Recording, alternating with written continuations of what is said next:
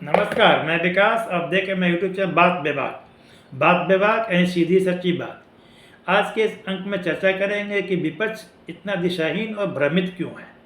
चलिए वीडियो प्रारंभ करने पहले निवेदन है कि यदि आपने इस चैनल को सब्सक्राइब नहीं किया है तो सब्सक्राइब करें, वीडियो को अंत तक देखें, लाइक करें और शेयर करें और अंत में अपने विचार भी कमेंट सेक्शन में अवश्य दें।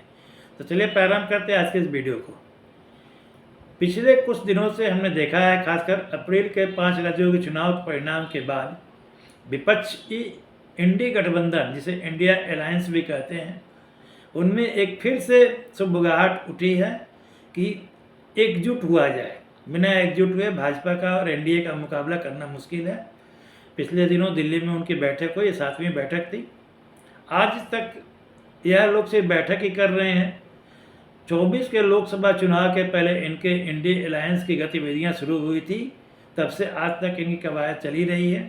कभी किसी राज्य में कहते हैं कि हमारा गठबंधन एक चुनाव तक ही था, उसके बाद ये गठबंधन खत्म हो गया। ममता बनर्जी के सामने कांग्रेस ने प्रस्ताव दिया था, अन्य पार्टियों ने प्रस्ताव दिया था कि इंडिया अलायंस मिलकर चुनाव लड़े। तब ममता बनर्जी अपनी सत्ता के मद में चूर थी। उन्हें पूरा विश्वास था कि चौथी बार भी पुनः वो चुन करके आ जाएंगे, इसलिए उन्होंने अपने इंडिया अलायंस के साथियों का इस प्रस्ताव को ठुकरा ही नहीं दिया, बल्कि अपमानित करके कह दिया कि हमें आपकी कोई ज़रूरत नहीं है।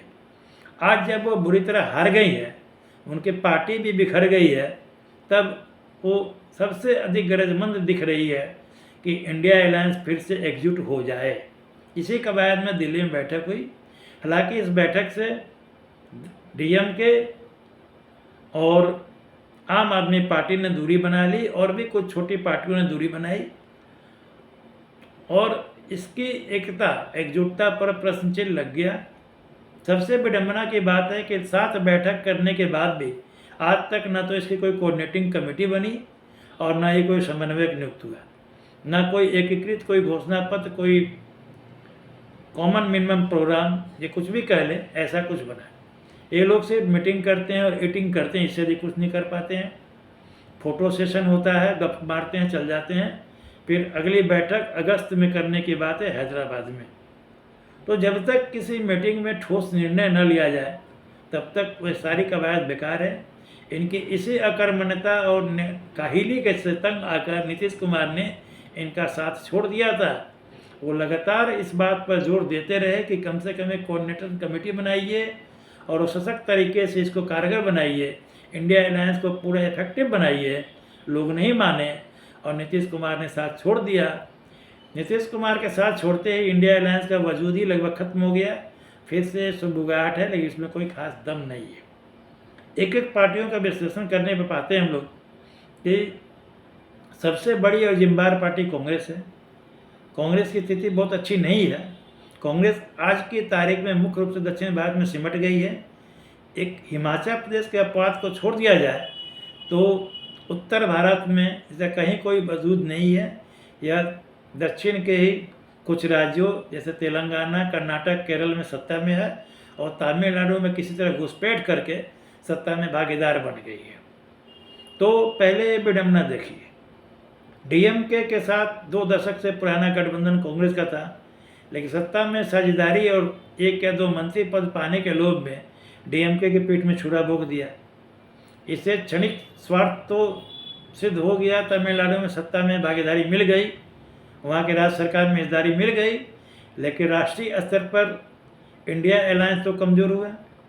डीएमके के 22 सांसद हैं और डीएमके भले ही तमिलनाडु में विधानसभा चुनाव हार गई हो, लेकिन अभी भी वहाँ क्षेत्रीय दल के रूप में उसका अस्तित्व है और आगामी लोकसभा के चुनाव जब भी हों, संभवतः 29 में होंगे, तो उसमें भी उनकी उपस्थिति अच्छी रहेगी।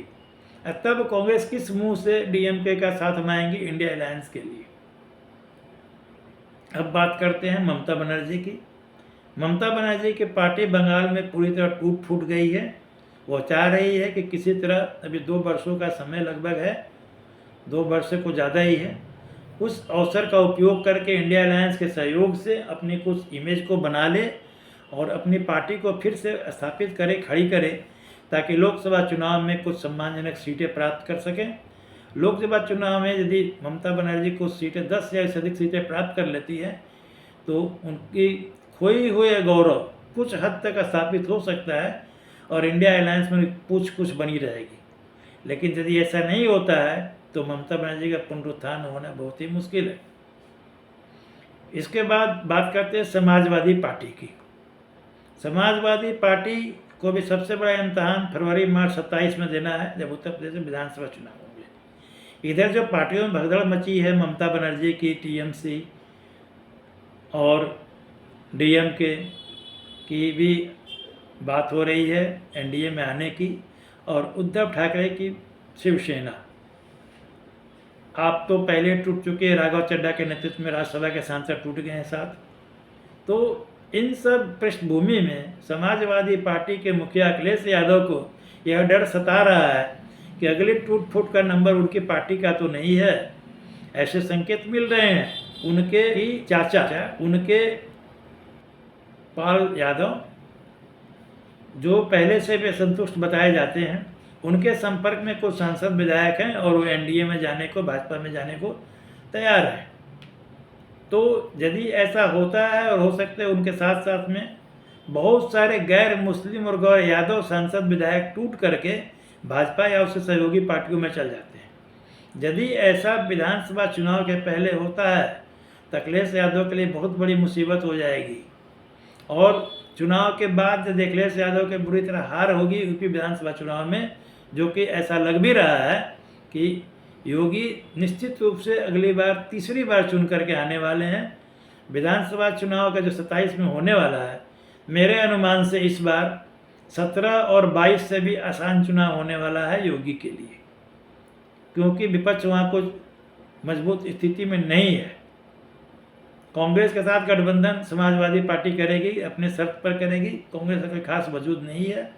बहुजन समाज पार्टी जो पिछले चुनाव में काफ़ी कमज़ोर लाचार दिख रही थी, इस बार 22 की तुलना में कुछ मजबूत दिख रही है, और वो एक मजबूत दिखने के कारण कुछ वोट लेगी, काटेगी। इससे मतलब दलित वोट जो समाजवादी पार्टी उम्मीद बना के बैठी हुई है वो नहीं मिल पाएगी। दलित वोट मुख्य रूप से एएसपी और बीएसपी, एएसपी यानी आज़ाद समाज पार्टी, चंद्रशेखर आज़ाद की, रावण भी कहा जाता है, उनकी और मायावती के बीच में दलित वोट बढ़ जाएंगे, और अखिलेश यादव के हिस्से में मुख्यतः एम-वाई कॉम्बिनेशन ही बच जाएगा। तो इस बार योगी के लिए चुनाव बहुत मुश्किल नहीं है। तो 27 के विधानसभा चुनाव में संभावित हार के बाद अखिलेश यादव की पार्टी का भी लगभग वही हाल होने जा रहा है जो बंगाल में तृणमूल कांग्रेस का हुआ है। अब एक और महत्वपूर्ण पार्टी आम आदमी पार्टी की बात कर लेते हैं। आम आदमी पार्टी राज्यसभा में टूट के से ऐसे आहत है, उसके 10 में से 7 सांसद टूट गए राघव चड्ढा के नेतृत्व में। और आम आदमी पार्टी अगले साल पंजाब में भी चुनाव होने वाला है, और भारतीय जनता पार्टी वहाँ ऑपरेशन लोटस के चक्कर में लगी हुई है। और चुनाव के पहले टिकट वितरण में जिन विधायकों का टिकट कटेगा या जो अपने परिवार को, बेटे बेटियों को टिकट नहीं दिलवा पाएंगे, वो लोग बैकडोर से भाजपा के टिकट पर चुनाव लड़वा सकते हैं, और यह आम आदमी पार्टी के लिए घातक होगा। तो आम आदमी पार्टी ने जैसा 2022 के विधानसभा चुनाव में पंजाब में लगभग क्लीन स्वीप किया था, उसकी उम्मीद तो छोड़ ही दें। हो सकता है पंजाब में ऐसा कड़ा मुकाबला हो जाए बीजेपी, आम आदमी पार्टी और कांग्रेस के बीच कि हंग असेंबली की भी नौबत आ सकती है, और चुनाव के पहले तो भगदड़ मचना स्वाभाविक है। आम आदमी पार्टी के कुछ लोग बीजेपी में जा सकते हैं, कुछ लोग कांग्रेस जा सकते हैं, और आम आदमी पार्टी की संभावना वहाँ पर धूमिल दिखती है। आम आदमी पार्टी को अभी और भी टूट का सामना करना पड़ सकता है। इस प्रकार एक और भी भ्रम की स्थिति विपक्ष ने पैदा कर रखी है।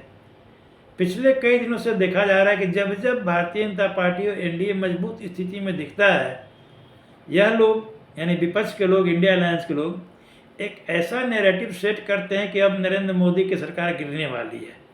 जब भाजपा को देश के लोग सबसे मजबूत समझते हैं, तब यह लोग सबसे कमज़ोर साबित करने की कोशिश करते हैं।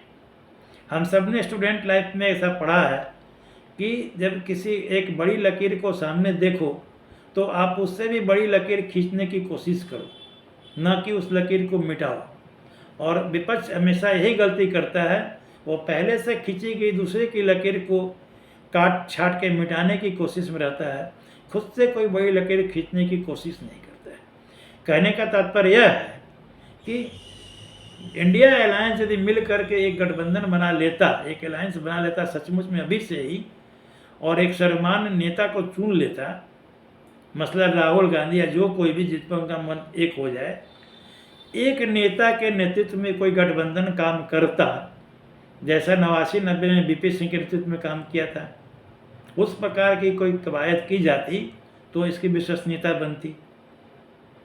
वैकल्पिक रूप से आर्थिक नीति, किसान संबंधी नीति, छात्रों के संबंध के बारे में, छात्र युवा बेरोजगार के बारे में घूम घूम कर आंदोलन किया जाता है, पेपर लीक के बारे में, युवाओं के बेरोजगारी के बारे में, लेकिन कोई वैकल्पिक नीति इंडिया गठबंधन नहीं सुझा पाता है। आज ही यह मौका है कि विपक्षी गठबंधन एकजुट होकर के देश के सामने जो समस्याएं हैं, कहते हैं कि विदेश नीति खराब है, आप वैकल्पिक विदेश नीति पेश कीजिए, आर्थिक नीति खराब है, आर्थिक नीति पेश करें, इंडिया अलायंस अपनी एक अलग से उद्योग नीति लाए, विदेश नीति तो लाए, सभी प्रकार की नीतियाँ जो लग रहा है कि भाजपा की सरकार गलत कर रही है, उनके विकल्प में आप कोई वैकल्पिक नीति जनता के सामने रखें। और मोदी जी खराब हैं, मोदी जी अच्छे प्रधानमंत्री नहीं हैं, तथाकथित रूप से कायर है, डरपोक है, अमेरिका के राष्ट्रपति से डरते हैं, इस किस्म की बातें करते हैं। तो विकल्प के रूप में आप एक अपनी वैकल्पिक विदेश नीति लाएं। आप बताएं कि आप डॉलर के मुकाबले रुपया के गिरने को कैसे रोक सकते हैं, आप अंतर्राष्ट्रीय व्यापार में भारत की स्थिति को और मजबूत कैसे कर सकते हैं, आप भारत में व्यापार घाटा कैसे रोक सकते हैं, युवाओं को बेरोजगारी कैसे दूर कर सकते हैं, आपकी आर्थिक नीति और किसान संबंधी नीति कैसी होगी। एक बेहतर विकल्प के रूप में आप सब्स्टिट्यूट रखिए, तब समझ में आया कि आप मतलब कि मोदी जी का और एनडीए शासन का बेहतर विकल्प बन सकते हैं। आपके पास ऐसी कोई कवायद तो है नहीं, कोई नेतृत्व भी नहीं है। आज जनता मान ले मोदी को हटाने का मन बना ही ले, तो उसके मन में सबसे पहला प्रश्न आएगा कि मोदी की जगह कौन, क्या राहुल गांधी? विपक्ष के उनके इंडिया गठबंधन के लोग राहुल गांधी को नेता मानने को तैयार नहीं है।